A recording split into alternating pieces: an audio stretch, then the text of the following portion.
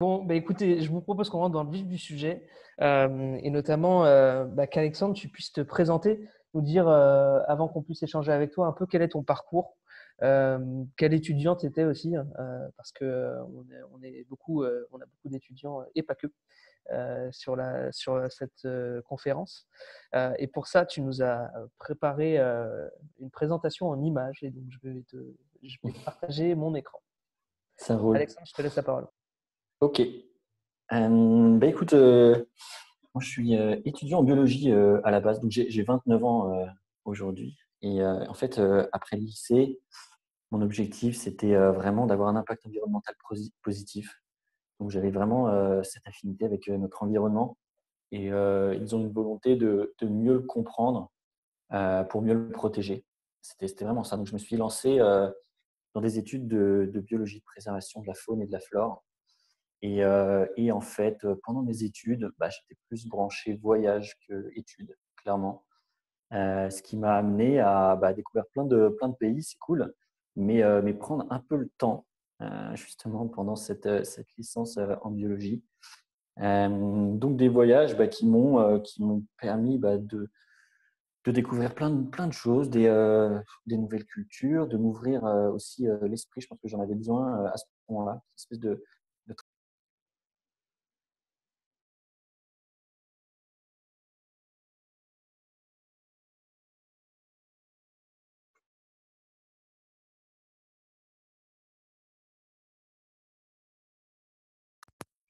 sorry, j'ai eu un appel en même temps, c'est pour ça.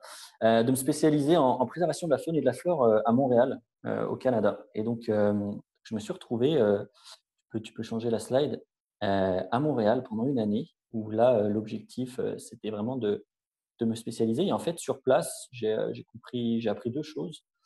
Déjà, la première, c'est que je ne me retrouvais pas trop dans la recherche, l'enseignement, ce vers quoi je me destinais finalement. Et en parallèle, j'ai pris connaissance d'une pratique assez répandue sur place qui s'appelle le dumpster diving et qui consiste littéralement à plonger dans les bennes des supermarchés pour en récupérer les denrées alimentaires encore consommables. Et en fait, là-bas, en Amérique du Nord, il y a un rapport aux invendus qui est quand même différent de la France, avec, disons, la permission. C'est pas légalement encadré, hein, mais de récupérer ces invendus, de les consommer. Et donc, je voyais comme ça des groupes s'organiser. Je me disais, c'est hallucinant, en fait, la quantité d'invendus qui est jetée, qui est encore bonne à la consommation. Et je me dis, en fait, ma volonté d'impact, clairement, je ne l'aurais pas forcément dans mes études, c'est pas trop ce qui me branche. Je suis en licence, et les 2 années que je devais passer en master, je vais les mettre à profit d'un projet perso qui va me permettre d'avoir mon propre impact. Et je me suis lancé dans la lutte contre le gaspillage alimentaire en me disant, voilà, c'est ça que je veux faire. J'ai profité aussi d'un contexte assez intéressant en France, donc la loi de février 2016 qui punissait la destruction des denrées alimentaires consommables. Et donc, j'ai fondé Graps, qui était un service de lutte contre le gaspillage alimentaire qui proposait des paniers de fruits et légumes invendus à bas prix. L'idée, c'était vraiment accompagner les commerces de proximité dans la revente de produits qui étaient esthétiquement inadaptés à la mise en rayon, mais toujours très bons à la consommation. Il faut savoir qu'un petit commerce de proximité jette entre 6 et 8 kilos de fruits et légumes par jour. Entre 6 et 15 kilos, pardon, c'est 10% de leur rayon en fruits et légumes. Et 90% de ces denrées sont encore consommables telles quelles. Et c'est un service qui a plutôt bien marché, qui était présent en France, en Belgique, avec un vrai impact. On a sauvé plus de 60 tonnes de fruits et légumes en un peu plus d'un an d'activité, et qui a finalement été racheté par Phoenix, donc une start-up française assez connue, qui est leader sur le marché de l'économie circulaire en France. Et du coup, de ce premier épanouissement, cette première aventure entrepreneuriale, j'ai souhaité me relancer pour retrouver ce kiff en fait que ça représentait d'être aux commandes, de se sentir utile. Et cette fois-ci, je me suis relancé aux côtés d'Adrien, next slide, qui est un super pote d'enfance, moi je ne fais pas trop de hiérarchie dans mes potes, mais on peut considérer que c'est mon meilleur pote. Et, euh, et donc ensemble, on a décidé de s'attaquer à la problématique de la perte d'autonomie chez les seniors. Et on a cofondé Allo Louis, un service de coup de main à destination des seniors qui les met en relation avec les étudiants de leur quartier pour surmonter les petites difficultés du quotidien. Et donc, l'objet, c'est mettre à profit la richesse du lien intergénérationnel pour aider ces seniors. Voilà pour le parcours. Super, merci Alexandre. Si vous avez des questions à poser à Alexandre pendant le live et pendant la session, n'hésitez pas à utiliser le chat. Et avant de démarrer sur la première partie de cette rencontre, Anne va vous partager un petit sondage. Mais l'idée, c'est de comprendre aussi pourquoi vous êtes là cet après-midi et finalement, qu'est-ce qui vous a donné envie de rejoindre cette session. Alors, vous allez voir le sondage, normalement, ça Oui, s'affiche dans quelques instants. j'ai un petit souci, c'est que comme j'ai changé mon nom, je suis plus. D'accord. Mon sondage qui est inactif. Eh ben, Jérôme, ce que tu est-ce peux que faire, tu as c'est accès? j'ai pas accès non plus, mais sinon tu peux peut-être quitter la conversation et revenir pour qu'on puisse le remettre, mais Ouais, on va enchaîner sur autre chose juste après. ouais. Je m'absente, je reviens. Je le vois là, le sondage. J'ai lancé le sondage. Super. Trop Super bien, Fanny, merci. De rien. Yes. Donc vous avez normalement tous le sondage affiché sur vos écrans? Ouais. Ouais. Ouais, super. Vous pouvez prendre quelques instants pour pouvoir y répondre. Fanny, tu nous dis quand à peu près tout le monde a répondu?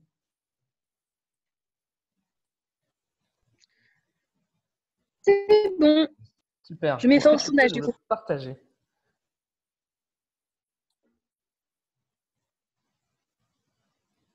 Normalement, vous l'avez.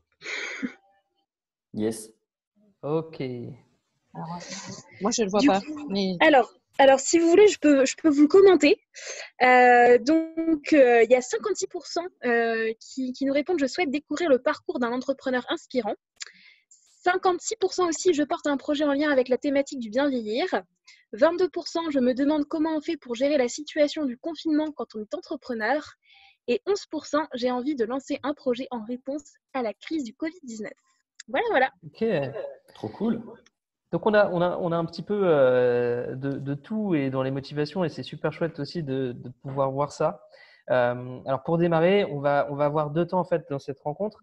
Une pour creuser un petit peu plus quel est ton projet, Alexandre, et du coup comment tu t'attaques à cette question des seniors, à la question de nos aînés. Comment recréer du lien, comment les aider à sortir de l'isolement. Finalement, du coup, quel est le travail que vous menez avec Allo Louis? Et puis ensuite, justement, on pourra échanger sur cette situation si particulière qu'on est en train de vivre et du coup, quel impact à la fois négatif, mais également aussi parfois positif, ça peut avoir sur ton activité et ton quotidien. Yes. Pour commencer, peut-être que tu peux nous présenter ce qu'est Allo Louis et nous en dire un peu plus sur l'idée et là où vous en êtes aujourd'hui. Carrément. Allo Louis, en fait, c'est né d'un constat commun avec Adrien. En fait, on est tous les deux très proches de nos grands-mères respectives, qui sont les seules grands-mères qui nous restent, les seuls grands-parents qui nous restent.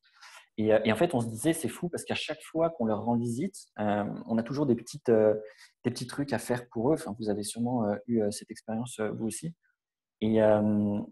Et on s'est dit, c'est des choses qui vraiment nous prennent quelques minutes la plupart du temps et qui pour autant, pour elles, représentent un vrai pain. Et nous, aussi présents qu'on essaie de l'être, on ne l'est pas forcément tout le temps. En même temps, eux ne nous sollicitent pas autant qu'elles le devraient. Et donc, on s'est dit, qui mieux que des étudiants disponibles, technophiles, en quête de sens, pour réaliser justement ces missions, embrassant un petit peu justement les générations. Et donc, l'idée d'Allo Louis était née. On s'est dit, rapprochons ces deux générations. On a commencé il n'y a pas si longtemps, c'était l'été dernier. C'était même vraiment septembre dernier qu'on s'est lancé avec un objectif, c'était d'identifier dans un premier temps les besoins les plus récurrents. On avait cette intuition qu'il y avait une vraie demande de coup de main au quotidien, sans pour autant réussir à identifier précisément les besoins. Donc, on s'est porté volontaire auprès d'une quinzaine de seniors pour être un peu corvéable à merci, disons, pendant un mois, où on avait nos numéros de téléphone à disposition Et on réalisait chez ces seniors bah, toutes les interventions dont ils avaient besoin chaque fois qu'ils nous appelaient. Et ça nous a permis de classer en fait des besoins. Donc, ce qu'on a identifié, c'est qu'il y avait un réel besoin d'accompagnement sur l'assistance, ce qu'on appelait technologique. Donc, c'est brancher une imprimante, expliquer les fonctionnalités d'un téléphone portable, installer une box. Il y avait aussi les besoins du quotidien, où là, ça va être décrocher des rideaux, changer une ampoule, déplacer des meubles, des choses comme ça, qui sont vraiment liées à la limite physique du senior. Et enfin, promenade et sorties loisirs. Voilà. Donc, accompagnement en extérieur, ça peut être aussi aller chez le médecin ou simplement prendre l'air dans le parc. Et donc, Allo Louis, c'est ça. Aujourd'hui, on a un service de coup de main où, en fait, on a une base de bénéficiaires seniors qui nous appellent, nous fait part d'un besoin. Ce besoin, on le transmet à notre communauté d'étudiants qui va se positionner sur la demande. C'est premier arrivé, premier servi. Et l'étudiant qui a validé la demande rentre ensuite en contact avec le senior, apporte son aide et est rémunéré d'ailleurs pour cette mission. J'ai vu une question passer sur le business model. Nous, on facture des frais de gestion, soit par visite de 6 €, soit en abonnement. Donc, on a deux formules. On a une formule à 10 € par mois qui comprend deux visites dans le mois et une formule à 20 € par mois pour solliciter le service en illimité. Mais dans tous les cas, ça ne supprime pas la rémunération de l'étudiant qui lui est rémunéré 10 € de l'heure. Voilà, donc l'objectif, c'est à la fois de valoriser le senior, mais aussi d'apporter un potentiel complément de revenus. On le voit en ce moment. Il y a justement, on en parlera un petit peu plus tard, mais il y a des besoins récurrents, notamment de faire des courses qui se sont installés avec le contexte de confinement Covid et qui apportent un petit plus pour les étudiants financièrement. Super, merci Alexandre. Pour continuer dans juste la découverte d'Allo Louis, où est-ce que vous en êtes aujourd'hui? Voilà, quelles sont les étapes que vous avez passées? Quelles sont les étapes que vous allez dans lesquelles vous êtes actuellement et dans l'avancement du projet aussi pour permettre aux participants de comprendre un petit peu là où vous en êtes? Donc, ce que je disais, c'est que les premiers mois, depuis septembre, étaient vraiment consacrés à la construction de la solution. Donc, ça a été beaucoup de rencontres avec nos bénéficiaires, de compréhension du besoin. Et ensuite, il a fallu processer en fait notre service. Donc, comment est-ce qu'on recrute des étudiants, sur la base de quels critères, comment est-ce qu'on transmet l'information, de quelles informations on a besoin pour onboarder un bénéficiaire senior, comment est-ce qu'on assure le suivi. Et donc ça, on aura validé tout ça quand on aura validé la preuve de concept opérationnel qu'on a définie pour 300 opérations, 300 visites. Ce n'est pas le cas encore, mais on est bien avancé. On espère terminer ça pour le fin de l'été. Et à ce moment-là, on pourra dire OK, donc maintenant, non seulement on a un service qui fonctionne, qui a fait ses preuves, mais en plus de ça, on sait le faire tourner.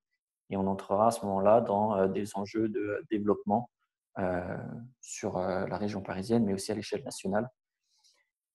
C'est comme ça qu'on va fonctionner pour les prochains mois. Super. Et donc aujourd'hui, vous êtes en fait en train de tester, d'apprendre en lançant cette nouvelle manière et ce nouveau service pour nos aînés, cette nouvelle solution. Je suppose que au regard des enjeux que rencontrent les seniors aujourd'hui et du coup qui est le cœur de la raison d'être de votre projet, et au regard de la crise qu'on est en train de traverser, ça a dû générer beaucoup d'implications en fait sur votre projet, parfois des restrictions, des choses que vous ne pouviez peut-être plus réaliser ou plus mener opérationnellement, peut-être aussi des opportunités. On peut commencer par ce que ça a généré aussi comme impact négatif pour démarrer. Voilà, est-ce que vous avez pris de plein fouet cette crise ou qu'est-ce que ça vous a finalement contraint? Ouais, bah, je vais faire le lien avec la question de Benjamin juste avant qui demandait si on travaille avec les acteurs locaux et publics ou privés. Ouais, oui, oui, c'est le cas. Euh, Ce qu'il faut savoir, c'est que d'une manière générale, sur le marché du mieux vieillir, les coûts d'acquisition sont quand même hyper importants. On parle de bénéficiaires qui sont parfois isolés du numérique. Donc, il n'est pas question de balancer des gros budgets de campagne AdWords, Facebook Ads pour aller toucher ces clients. Là, c'est vraiment du cas par cas. Et d'où la nécessité justement de se rapprocher d'acteurs locaux. Ça reste un marché mature. On n'est pas sur une innovation. Enfin, des seniors, il y en a depuis toujours. C'est pas une nouvelle catégorie de clients, disons. Donc, l'idée, c'est de se rapprocher justement d'acteurs qui s'adressent déjà à cette cible-là. Donc, ça peut être en effet des associations, mais ça peut être aussi des relais locaux. Je pense notamment aux maisons des aînés et des aidants qui ont pour objectif justement de concentrer toute l'information sur les services d'aide aux seniors, notamment en lien avec la perte d'autonomie sur les territoires. Donc, ce sont des très bons relais. Mais aussi des acteurs privés, notamment des assureurs ou des mutuelles. Et donc là, le lien avec ta question sur les difficultés dans ce contexte de confinement, c'est que clairement, aujourd'hui, toutes les opportunités B2B sur lesquelles on avait pu travailler, les discussions qu'on avait pu entamer sont bien évidemment gelées. Et puis c'est des priorités qui évoluent complètement pour ces grands groupes.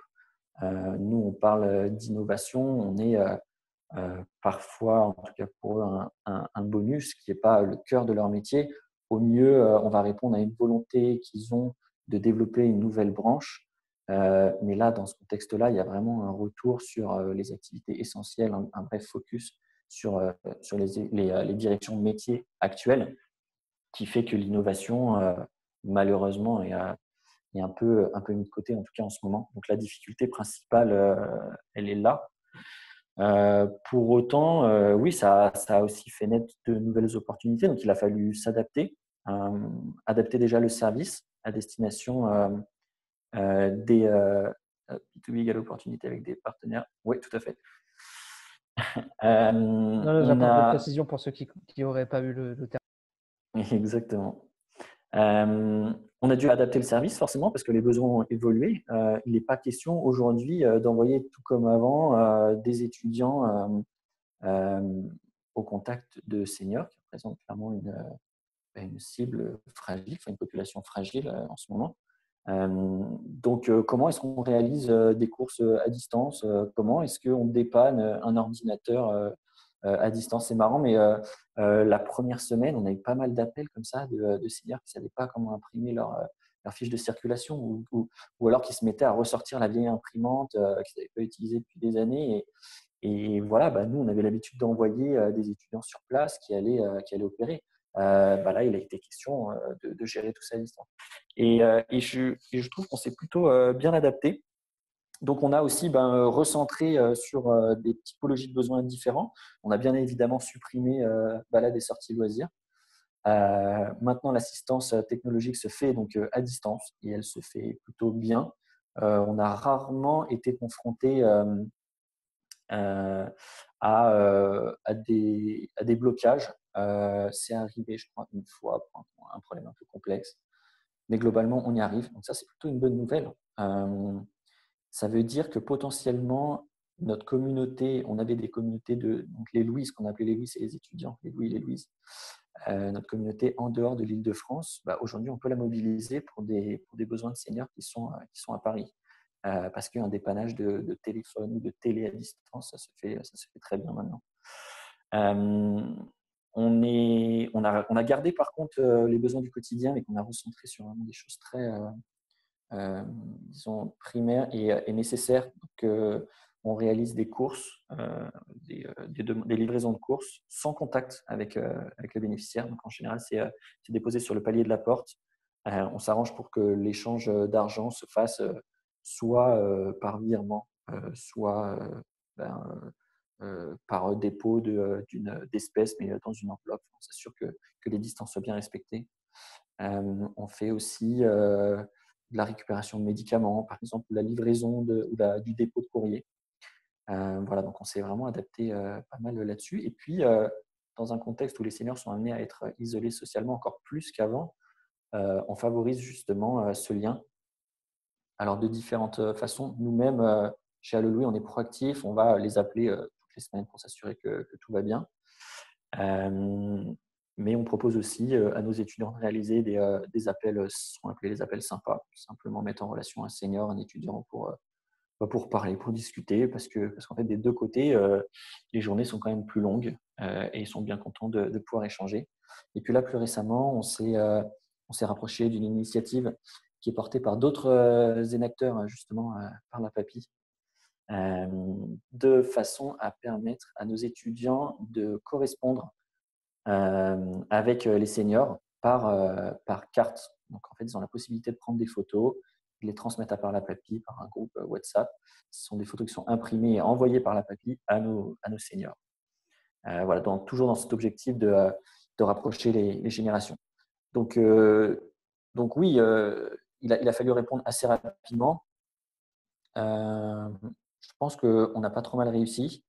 Et un autre aspect, disons, intéressant, qu'on a su exploiter, c'est justement, je pense qu'on a gagné en scalabilité avec le service, en automatisant justement, en gérant à distance nos process. On a la capacité aujourd'hui d'onboarder des étudiants un peu partout en France et d'accueillir aussi de nouveaux seniors bénéficiaires grâce à des processus à distance, de nouveaux outils aussi qu'on a développés. Et toutes ces informations dont on avait besoin, souvent en présentiel, on arrive aujourd'hui à gérer ça à distance. Et donc ça, c'est très, très cool parce que l'anticipation qu'on avait justement sur la partie essaimage, où on se disait il faudra un jour qu'on sorte de l'Île-de-France parce que les besoins sont les mêmes à Marseille, à Toulouse, à Nantes qu'à Paris. Et on a la possibilité aujourd'hui d'y répondre. Donc, on ne se limite plus, si on a demain des appels de bénéficiaires n'importe où en France, à un service exclusivement parisien. Merci Alexandre. Donc pour résumer, en fait, ce contexte, de fait, effectivement, vous empêche de poursuivre les discussions avec certains acteurs, plutôt entreprises du type assurance, les mutuelles, en fait, qui sont confrontées elles-mêmes à d'autres problématiques. Et en fait, la temporalité fait que c'est compliqué de négocier et d'aller chercher des partenariats avec ces structures. En revanche, en fait, moi, ce que je retiens, c'est que vous avez une superbe capacité à innover, vous adapter à la situation, trouver des manières de gérer le service autrement, à distance, avec aussi d'autres coups de pouce, des coups de pouce plus digitaux ou par téléphone, mais qui fonctionnent aussi. Et puis le côté, comme tu disais, ça vous a permis aussi de vous confronter à proposer le service sur d'autres territoires et du coup à anticiper un changement d'échelle pour le futur. Carrément, carrément. Et en fait, cette adaptation, elle était nécessaire. Je ne dirais pas obligatoire, mais disons qu'on avait une responsabilité. Si Allo Louis ne s'adaptait pas, on était vraiment en première ligne. Le service de coup de main à destination des seniors en période de Covid, on n'avait pas le choix. C'était nécessaire. Après, ouais, plutôt content d'avoir pour autant gardé l'essence d'Allo Louis, toujours mettre à profit ce lien intergénérationnel, de voir aussi la mobilisation des étudiants. C'est assez fou, hein, mais il y a un vrai élan, une vraie volonté de participer, en fait, encore plus qu'en contexte, disons, normal, je dirais. Et ça, c'est vraiment cool. C'est vraiment, vraiment cool de voir tous ces étudiants qui ont répondu présent à l'appel. On a pas mal de questions qui sont Ouais. arrivées sur le chat. Alors peut-être qu'on peut les prendre par deux et il y en a qui sont liées aussi. Il y a des questions qui sont liées vraiment au projet et à la manière dont vous opérez. La première qui est sur quelle est la taille de votre communauté aujourd'hui? Combien d'étudiants et de seniors sont engagés dans Allo Louis? Et puis peut-être après du coup sur la question d'Eliott, est-ce que tu travailles aux côtés de services d'aide à domicile ou comment se passe le lien avec ces organisations-là? Oui, Alors, on a encore une petite communauté. On a une cinquantaine de bénéficiaires, principalement sur Paris, la région parisienne, pour une centaine d'étudiants. On a volontairement limité la taille de la communauté d'étudiants parce que l'idée, c'est de pas frustrer. En fait, il y a vraiment, on a vraiment envie de faire matcher justement l'offre et la demande. Cette stratégie-là, elle est hyper importante parce que rien de pire de chauffer 500 étudiants pour finalement 5 seniors et donc 495 étudiants qui se retrouvent spectateurs et qui finalement abandonnent et ne reviennent pas. Donc voilà, ça c'est à peu près ce qui tourne en ce moment. L'autre question, excuse-moi, c'était… Ah, t'as micro coupé. Jérôme, micro coupé. Jérôme, tu as ton micro qui coupe. Effectivement, je parle dans le vide. Non, je disais, Elliot, est-ce que tu veux partager peut-être directement ta question ou prendre la parole? Il y avait une question sur les acteurs. Ouais, c'est ça. Ouais. Elliot est là. Ok. Oui, bonjour. Salut, Elliot. Oui, j'avais une petite question. Comme les services d'aide à domicile, certains de leurs intervenants aident pour aller prendre les repas, faire les courses ou des choses comme ça. Carrément. C'est plus une concurrence ou un partenariat potentiel? Non, c'est carrément des partenaires et d'ailleurs, on travaille avec certaines structures. Il faut savoir que nous, on va intervenir justement sur tous les petits coups de main qu'eux ne vont pas prendre en charge dans le cadre de leur métier, que ce soit aide à domicile, auxiliaire de vie, infirmière ou aide ménagère. Euh, leur champ d'intervention est quand même très limité. C'est bête, mais un changement d'ampoule, par exemple, ça ne rentre pas dans le scope. Et, alors, je ne sais pas si c'est pour des questions d'assurance ou quoi, mais il y en a même certains qui ont l'interdiction en fait, d'intervenir si jamais justement une ampoule était amenée à être dysfonctionnelle. Et en fait, ces personnes-là qui souvent sont quand même animées de conscience professionnelle, d'une vraie volonté de venir en aide aux seniors, et nous appellent pour justement prendre en charge ces petits besoins-là. Donc, on a même commencé comme ça. À Le Louis, les tout premiers bénéficiaires, en fait, ça a été des aides ménagères. Il y en avait 3-4 comme ça sur Paris qui nous identifiaient des bénéficiaires et qui disaient là, je viens de faire la vaisselle chez Monsieur Machin. Je vois que ça coule un peu en dessous, mais ça a l'air d'être 2 joints à changer. Il en a de côté. Écoutez, si vous pouvez le faire, moi, je ne suis pas forcément à droite. Pas de souci, voilà, on a changé ça. C'était une télé qui marchait pas, c'était plein de petits trucs comme ça. Et donc, du coup, vraie complémentarité entre les services. Les courses, en toute honnêteté, on le fait très peu normalement parce que ça, c'est pas mal les auxiliaires de vie qui le font. Mais là, en ce moment, il y a une demande telle, si tu veux, on parle quand même de 11 500 000 seniors en France. Ouais, il en faut des auxiliaires de vie. Donc là, voilà, on vient simplement en aide, quoi. C'est juste ça. Mais d'une manière générale, grande complémentarité avec les services d'aide à la personne, vraiment.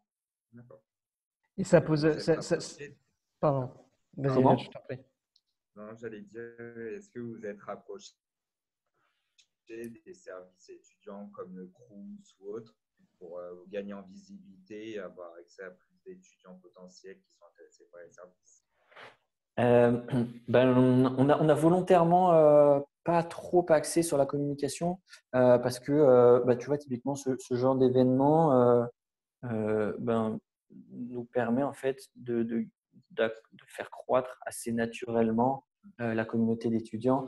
Donc, et l'objectif, encore une fois, c'est de pas frustrer cette communauté, de la garder engagée.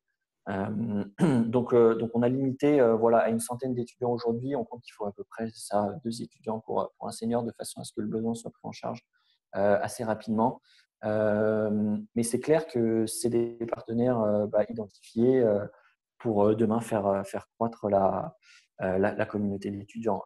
Pour l'instant, on met quand même le focus sur faire croître la communauté de bénéficiaires principalement.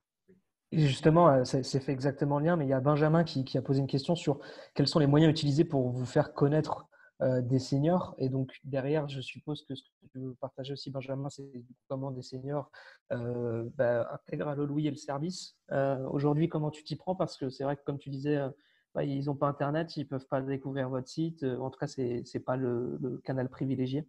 Ouais, c'est la grosse difficulté sur ce marché. Nous, avant de se lancer, on a rencontré beaucoup de porteurs de projets.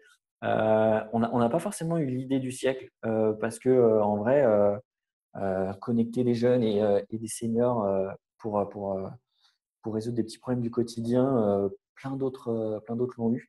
Mais beaucoup se sont cassés les dents, enfin quasi tous en fait, sur cette partie acquisition justement. Et, je pense que le succès d'un tel projet, il réside justement dans la capacité à acquérir, à trouver les bons canaux. Là, en toute honnêteté, pour commencer avec les premiers, on a fait ce travail de fourmi, de faire du cas par cas. On s'est adressé à des clubs de seniors. On a fait des clubs de bridge, par exemple. C'était plutôt cool. Mais voilà, très réceptif au service. À l'avenir, nous, on anticipe 2 pistes qu'on exploite déjà actuellement, hein, mais c'est passer par la famille, tout simplement les aidants familiaux, qui eux sont des bons prescripteurs de l'offre, qui sont atteignables aussi par des canaux plus conventionnels. Et puis, c'est les partenariats B2B, comme je disais tout à l'heure, avec des partenaires assureurs et mutuelles qui, eux, ont déjà constitué ces bases d'utilisateurs.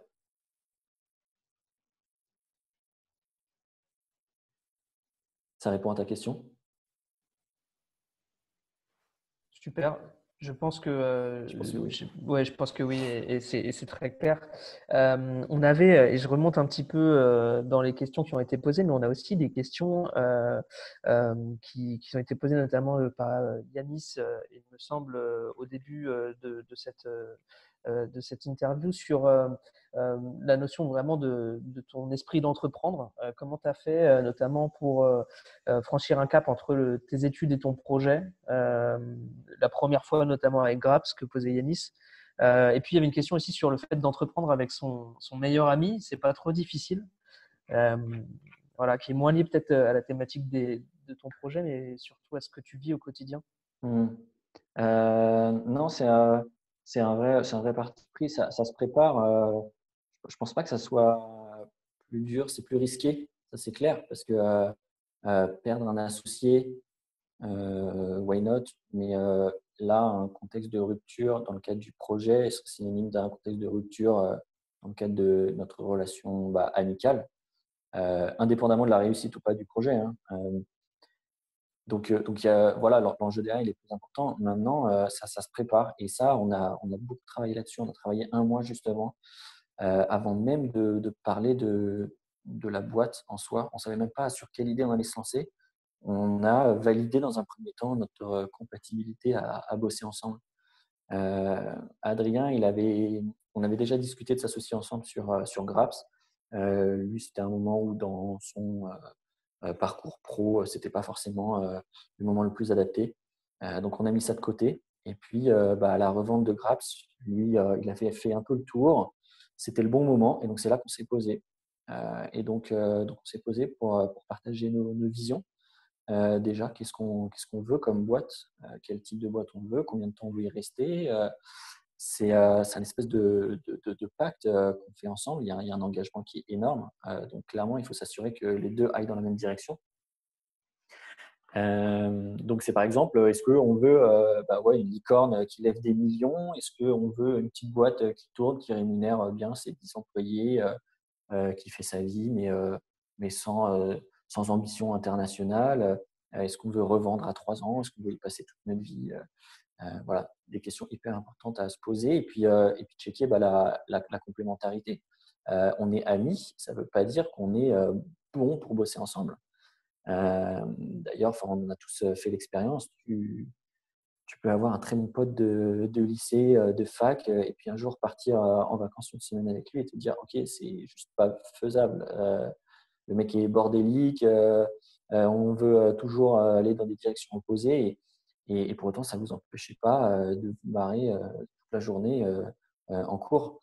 Donc, nous, on avait un petit peu validé ça parce qu'on avait pas mal voyagé ensemble auparavant. Et moi, je trouve que le contexte du voyage, il est idéal pour valider une association. On retrouve vraiment des similitudes avec l'aventure entrepreneuriale. Et donc, on était plutôt rassurés grâce à ça. Donc, on se connaissait plus que des amis, en fait. Mais pour autant, voilà, on a quand même passé 1 mois à faire ce travail-là, à identifier aussi nos complémentarités, à dire voilà, OK, mon champ d'action, ça sera ça, le tien, ça sera ça. On se complète là-dessus, c'est ça notre force. On a parlé aussi de répartition de parts avant même d'avoir créé la boîte. C'est pas forcément la conduite qu'il faut absolument suivre, mais nous, c'était des questions qu'on a voulu très rapidement aborder. Et je pense que ça a conditionné tout le reste, en fait. Ça nous a permis de très vite rentrer dans le vif du sujet, mais du projet, sans qu'il y ait cette question un peu cachée, disons, de ouais, mais attends, en fait, la répartition des parts, on n'en a pas parlé. Et puis, toi, tu es sûr, financièrement, tu vas tenir. Et dans 2 ans, si jamais on n'a pas réussi, ou alors qu'on a une proposition de rachat, qu'est-ce qu'on fait ? Là, au moins, tout est réglé. Donc, ça, hyper important. Et voilà. Et au quotidien, travailler avec un super pote, c'est comme avec un frère presque. C'est-à-dire qu'on peut s'engueuler facilement sans que pour autant ça soit bloquant. Le lendemain, on se retrouve, on se reprend dans les bras et on est toujours meilleurs potes. Donc, il y a une facilité dans les échanges qu'il n'y aurait pas forcément avec une personne qu'on connaît moins, c'est sûr. Moi, j'y vois les avantages plus que des inconvénients, clairement. Merci Alex. Alors, on arrive déjà presque à la fin de cette rencontre, mais on va peut-être prendre quand même 1 ou 2 dernières questions. Je reviens sur une question qui a été posée à la fois par Yanis sur la motivation à entreprendre, qui a été posée également par Fanny sur qu'est-ce qui te donnait en fait envie de te lever le matin. Pourquoi tu as décidé, et en plus tu as pris un choix fort, tu as fini tes études, tu as monté un premier projet d'entrepreneuriat social, tu l'as revendu, tu en as monté un deuxième. Voilà, qu'est-ce qui fait sens pour toi dans cet engagement ? Je pense que cette réflexion, elle a été amenée à mûrir vraiment entre Grabs et Allo Louis. Moi, je pensais que c'était le combat contre justement le gaspillage alimentaire. Bien évidemment, ce côté se sentir utile, mais je me suis rendu compte que c'était en gros aussi beaucoup conditionné par l'aventure entrepreneuriale elle-même. À impact, certes, mais le fait de me sentir aux commandes, de me créer en fait un emploi sur mesure. Et ça, c'est un kiff énorme. C'est-à-dire que les gens avec qui je travaille, je les sens engagés tout autant que moi. Et le matin, quand je me lève, je vais travailler avec mes potes en fait. Et ça, c'est trop bien. C'est trop bien. Il y a une telle diversité dans l'émission. Tous les jours, c'est différent. Et en fait, cette diversité dans les journées, disons, c'est celle que j'appréciais tant dans le voyage. Et d'ailleurs, c'est pas compliqué. Là où avant, c'était presque pathologique. Je partais voyager 4 à 6 mois presque tous les ans. Mais c'était une espèce de fuite en avant, de plein de choses qui ne m'allaient pas. Depuis que j'entreprends, je suis quasiment pas sorti en tout cas pas d'Europe. Voilà. C'est déjà ça. Et donc voilà, il y a vraiment un avant après. Mais moi, je le dis toujours, le vendredi, j'ai qu'une hâte, c'est d'être le lundi. Et ça n'a pas de prix. Ouais, clairement, ça n'a pas de prix. Donc ouais, mais bien évidemment, la volonté d'impact, elle nourrit en fait, elle est aussi le moteur de cet épanouissement.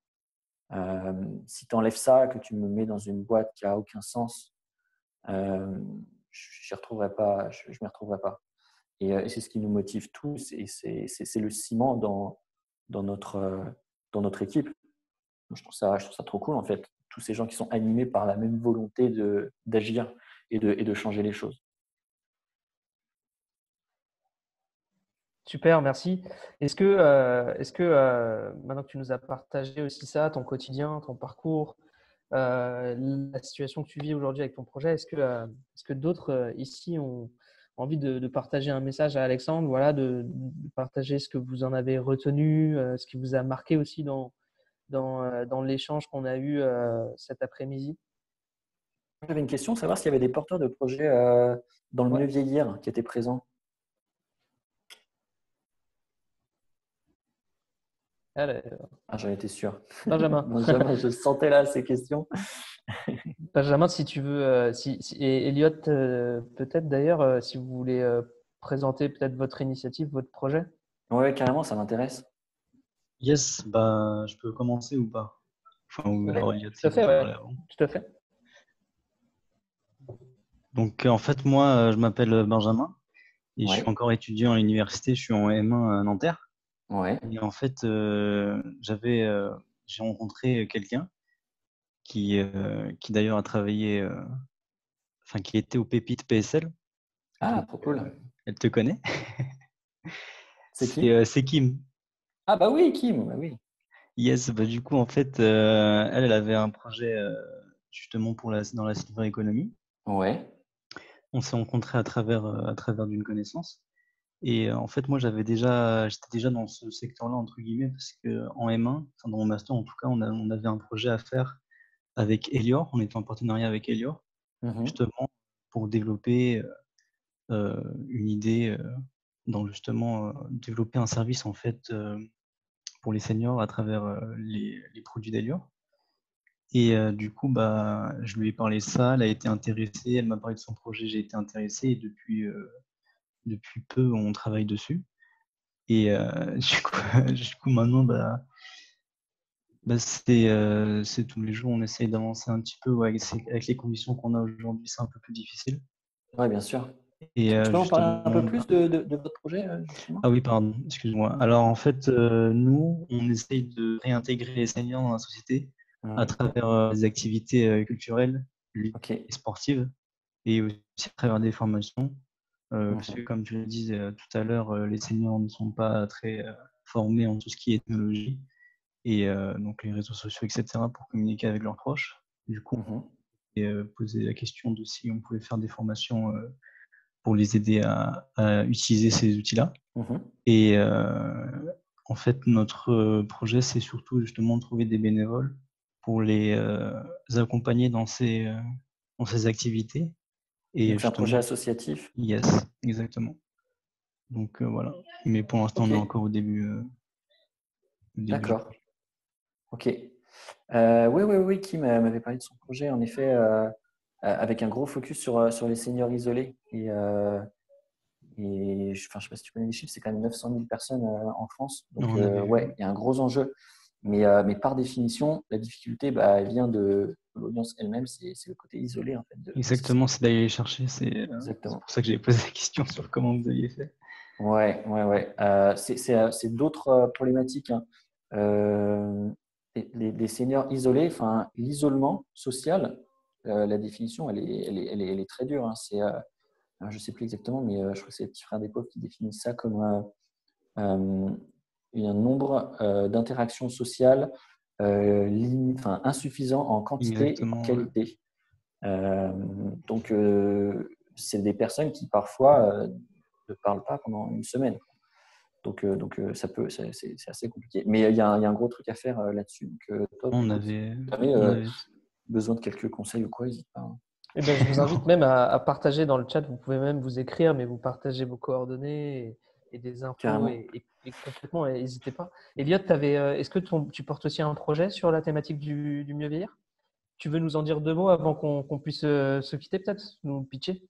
Ça marche. Moi, c'est pas la destination des services d'aide à domicile pour le moment. C'est plus à destination des maisons de retraite. Ouais. C'est en fait de réinventer la prise en charge psychologique au sein des maisons de retraite. Parce qu'en fait, au sein des maisons de retraite, il n'y a qu'un seul psychologue qui a mis temps pour 60 soignants et 60 résidents. Et en Ok. fait, à cause de ça, ça entraîne des problématiques au niveau des résidents. Donc, ils deviennent de plus en plus dépendants, ils rencontrent de plus en plus des problématiques d'hallucination, d'idées dérantes, d'agressivité, qui entraînent des problématiques d'autonomie beaucoup plus rapides. Ils rentrent dans la dépendance encore plus rapidement. Et en plus de ça, ça entraîne une charge de travail pour les soignants. Et en même temps, Ouais. les soignants sont mal formés sont en manque de formation face à la maladie d'Alzheimer. Donc, nous, on propose de faire intervenir une équipe de psychologues en même temps pour prendre en charge les résidents et en même temps pour prendre en charge les soignants. Donc, les soignants pour proposer des groupes de parole et des formations sur mesure et les résidents pour vraiment analyser leurs besoins et problématiques et améliorer au maximum leur orientation spatiale, temporelle, leur autonomie dans les activités quotidiennes. Ok, ok, trop cool. Trop cool, trop cool. Ok, ben, grosse problématique aussi. Je t'avoue que je connaissais moins. C'est vrai qu'on s'est moins intéressé aux seniors justement accompagnés en établissement spécialisé. Mais là aussi, je vois qu'il y a beaucoup de choses à faire.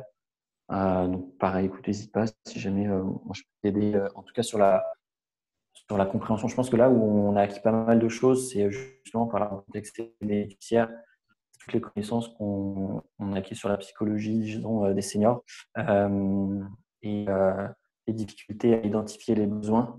Et voilà, on a trouvé des solutions, disons, à ça. Donc, avec plaisir pour en discuter si jamais c'est besoin, si jamais c'est nécessaire. Merci beaucoup, Elliot, et merci beaucoup, Alexandre, de nous avoir partagé voilà, toute cette expérience, ton parcours, là où tu en es aussi et tes questionnements. C'était un vrai plaisir d'échanger avec toi. Je ne sais pas pour vous, mais en tout Plaisir cas, partagé. voilà, j'ai été ravi. Et merci d'avoir partagé aussi tes coordonnées. N'hésitez pas, là je m'adresse à tout le monde, à contacter Alexandre si vous avez d'autres questions.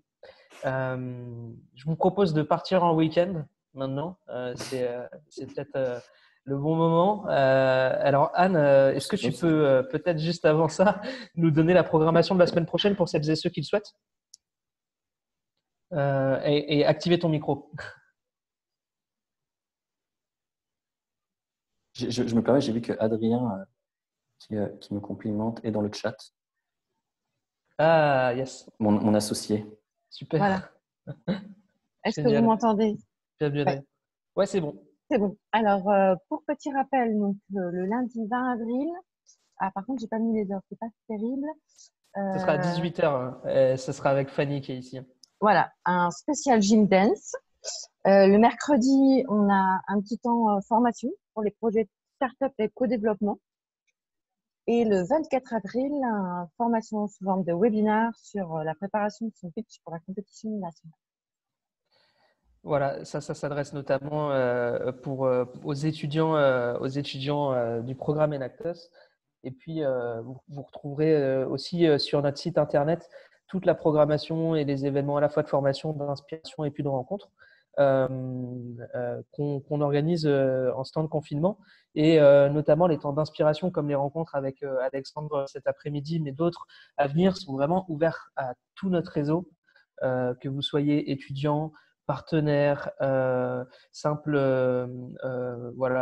participant et qui gravitait autour d'Enactus et qui appréciait ces temps. On les fait aussi pour vous, et donc n'hésitez pas à vous inscrire sur les prochains liens.